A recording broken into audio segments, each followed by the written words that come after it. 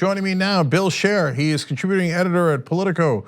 Wrote an article called "The Democrats' Donor Measuring Contest." We talked about that article on air, and I was not a fan of it, to say the least. Bill's on here to respond.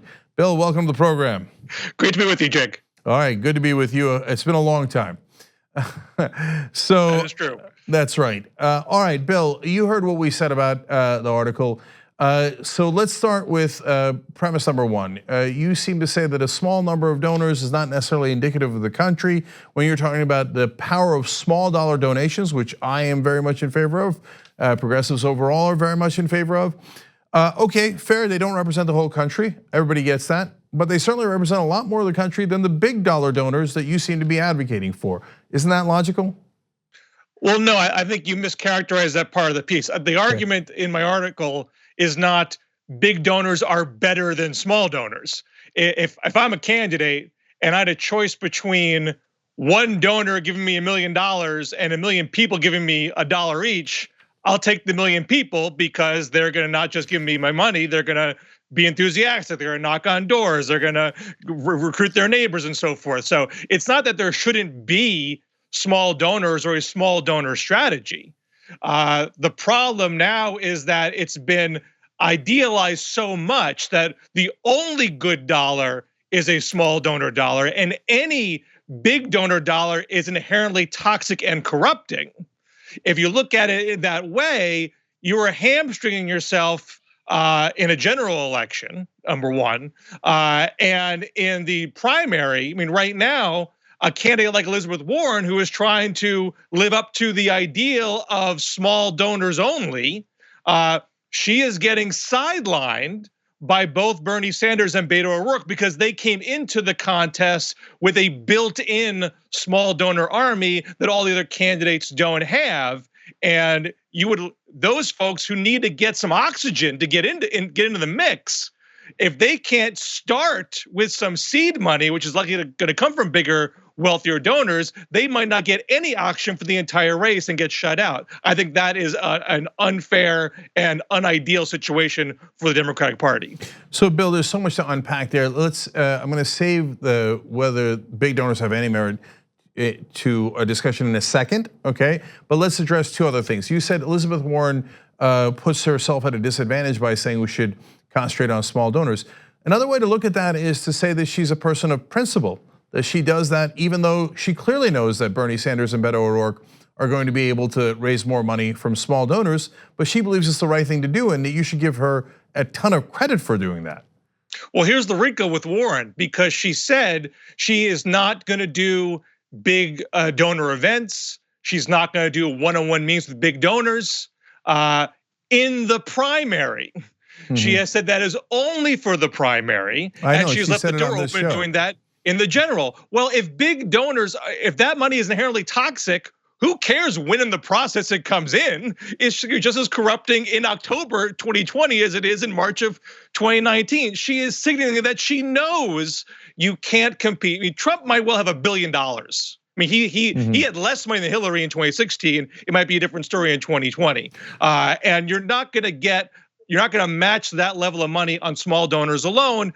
Priorities USA, the Democratic super PAC, they're gonna be in the mix most likely. I don't think the Democratic candidate is gonna say, go home, don't give to that super PAC.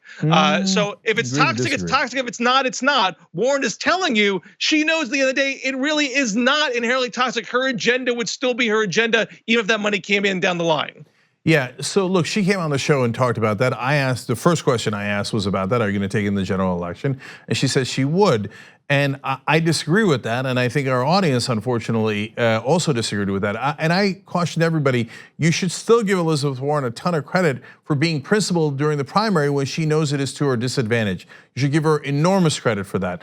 Now, having said that, I think that if another candidate like Bernie Sanders wins, yeah, there's an excellent chance that he does not take the big donor money, and that would be a much better way to go. What you guys are discounting, and part of what was the reason for Donald Trump winning, was that in a presidential election, there is literally billions of dollars in free media coverage that swamps the paid media advantage that theoretically big donors can bring. So that's another issue.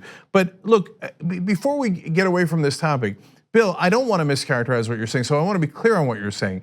are you saying the big donors are better than the small donors, or that they are equal, or that the small donors are in fact better, but we shouldn't discount big donors?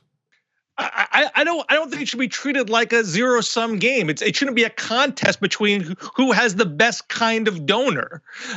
You want to have the Democratic Party. You're going back to Woodrow Wilson.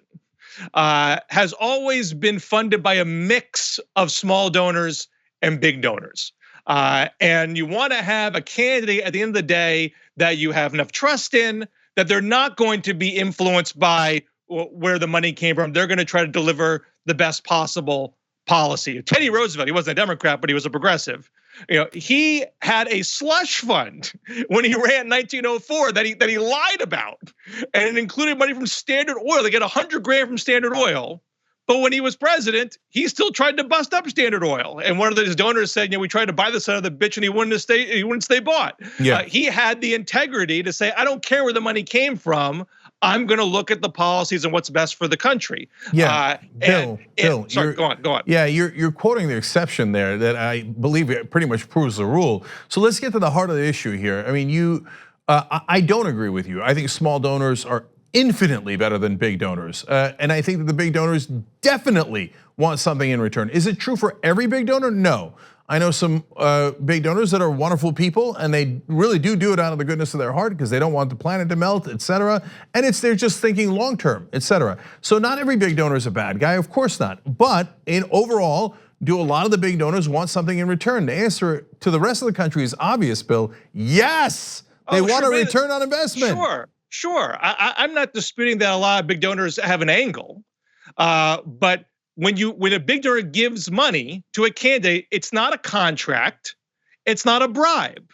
It is a bribe. It is a bribe. It is a bribe. It's a legalized bribe. No question about it. Over 90% of Americans believe that, Bill. You're living in fantasy land in Washington if you think it's not a bribe. Believe that. I know people believe that.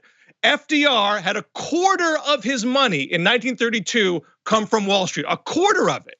Yet he's still created the SEC. Barack Obama had more Wall Street money than John McCain, still did Dodd-Frank. Yeah, Barack Obama had his attorney general go out and say that the bankers were too big to jail. Barack Obama's Dodd-Frank reform was pathetic.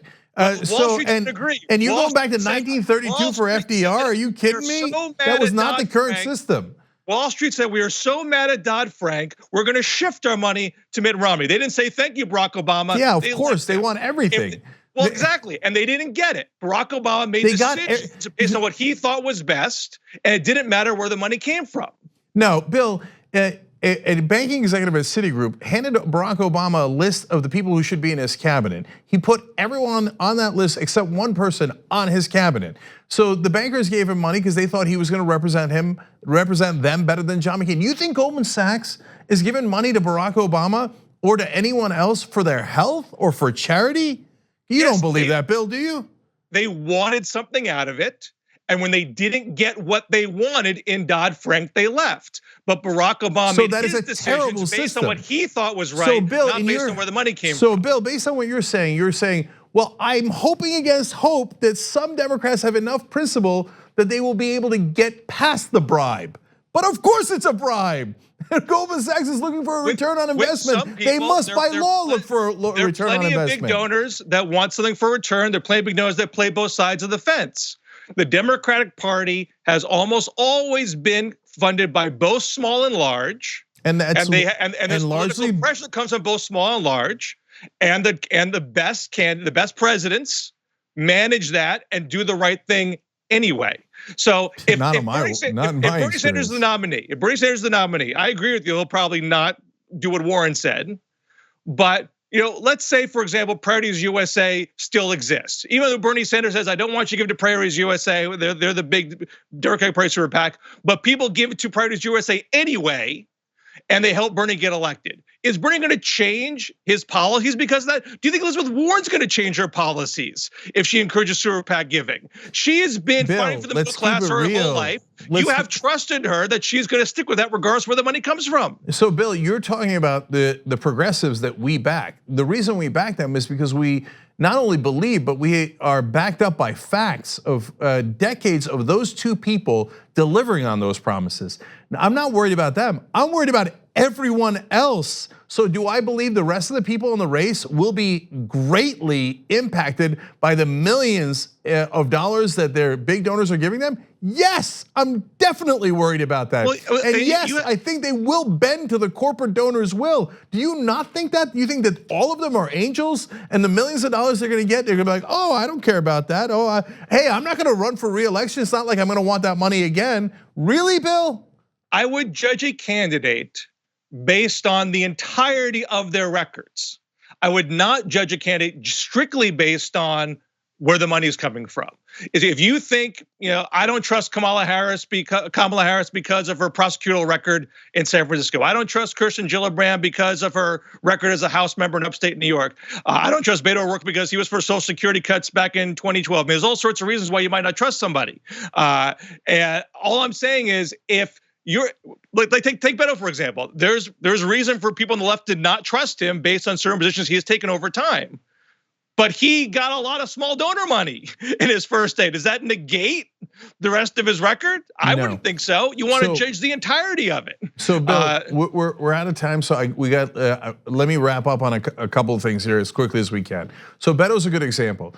I had him on the show multiple times. We even ran ads on his behalf in that race. Why? Because he didn't take corporate PAC money. Now it turns out, hey, you know what? You can not take corporate PAC money and find ways for executives to funnel you the money anyway, as he did with the fossil fuel industry. And it turns out a third way came out. That's the Wall Street bankers that are supposedly on the Democratic side. And they came and backed him. And all of a sudden, Beto O'Rourke changed his policies. And he went from Medicare for all to no Medicare for all and no single payer. And all of a sudden we're talking about bringing the corporate tax rate not back to 35, but to 25%. So it looks like maybe those executive dollars had a huge impact on him. Can you not see why we would be concerned about that? I don't think he did that because he got a few bucks here and there. Most of his money is not from corporate sources. You look at the entirety of Beto's record, he actually has long been kind of a moderate type of guy. I think he's sort of snapping back to where he was in the first place. I think we have a tendency to look at every dollar as being inherently transactional on both sides of the coin. I think the history of Democratic presidents, it's not just isolated examples like Teddy Roosevelt, but FDR and JFK and LBJ and Barack Obama, I would argue show that every dollar is not inherently transactional. Donald Trump, who was not funded by corporations going in, is doing a ton of things for corporations right now. It's not because they're giving him money. Now. He's funded by them now. He is a diehard conservative. He's funded by them now. Look, Bill, I'll leave it at this. In 1976 and 1978, the Supreme Court made two very important decisions that allowed for corporations to give, in essence, unlimited money to politicians through independent expenditures and other means. So anything pre-1976 is not pertinent to this conversation. Anything after that time period, have Democratic politicians largely sold out to their large donors and corporate donors. You would get an overwhelming majority of the Democratic Party and the country saying, goddamn right they did. And so if you think Obama was clean, okay, and there's a good debate about that. But even if that's true, he would be the exception, definitely not the rule. So bottom line is, when you're talking about DNC making a decision to bring in people to debate based on how well they do with small donors, I think that's something that progressives greatly welcome, so we can move in that direction rather than the direction we've been going in, where the Democratic Party has served their donors. Well, we'll see who gets in those debates. I don't know about in this particular debate, I have a concern that they've made that threshold so low. And by the way, you mentioned on the show my reference to fringe candidates. I was not referring to Bernie Sanders when I mentioned that. I was referring to people like Andrew Yang, who is not going to be president. I know people like him out there, and it's not terrible that Andrew Yang gets in the debate. But what if someone who is more divisive and hateful, like a Lyndon LaRouche type or a David Duke type, that games the system and gets in because they can beat that 65,000 threshold and maybe even bump somebody like a Kirsten Gillibrand, who actually has, people have their disputes there, I'm sure, but certainly has a legitimate resume to deserve to be on the stage and might not get in because she can't meet that threshold and is not polling very well right now. So I have a concern that that threshold is going to be too low to get the kind of debate Democrats are going to want to have.